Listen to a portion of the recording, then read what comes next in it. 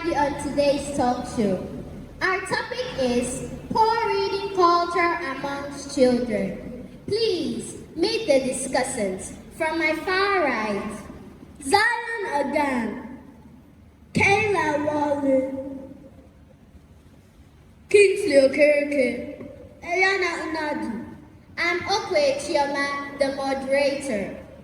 It has been a source of concern to many educationists that Nigerian children do not read. Most of the children read when there is an examination, narrowing down their reading to notebooks and textbooks.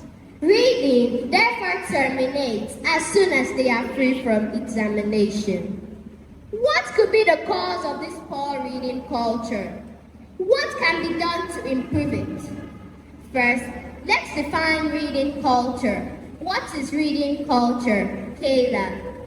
Reading culture is a process of building a positive reading attitude over a period of time. When someone habitually reads books and other information materials not necessarily required for passing an examination, he or she is said to have a reading culture. Well said.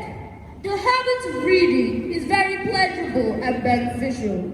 It sharpens one's mind and makes one reason rationally and objectively. Can I add to that? Go ahead. A healthy reading culture helps one develop good communication skills and a positive attitude towards school. It also boosts one's self-esteem. Furthermore, reading is vital to be better informed and having a better understanding of ourselves and others.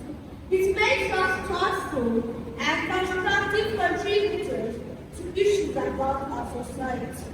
If reading is this beneficial, why then is the culture of reading on the decline? Why do children not read? Kingsley. Thank you, Chioma. I think it's the emergence of social media that can destroy our reading culture. Young people now spend hours on social sites at the detriment of reading. Well, I have a different opinion. The culture of reading is growing because children are not properly guided. Nowadays, you hardly find books in children's room.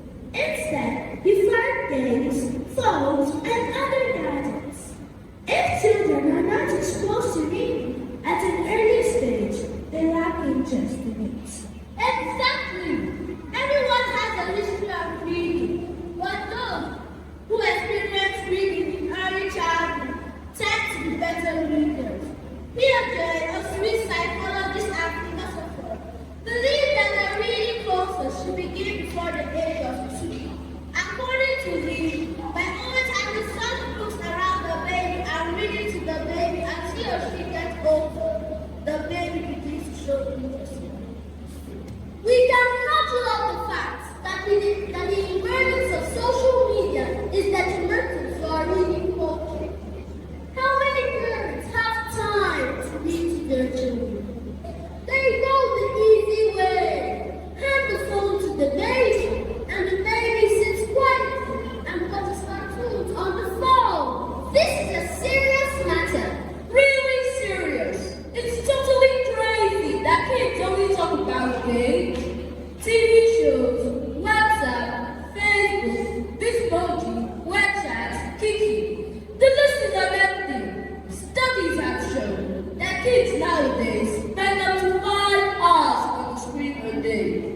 When do some children practice reading? We're all saying the same thing.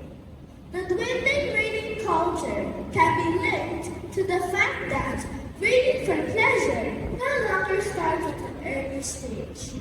This is because books have almost been replaced by ICT devices. As good as ICT is, it has cast some measure of negative effects on our reading culture. The obsession that comes with it has killed the desire to read books. What then can be done? What then happens if a child has already developed a poor reading culture? Is there any remedy? Yes, there is. The challenges of poor reading culture amongst children can be overcome by the use of the school library.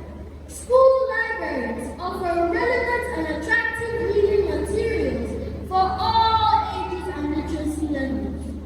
Here, voluntary reading is encouraged. This helps children improve their reading ability and enjoy reading. What happens to children whose school has no library? They should flee from that school and come to our school.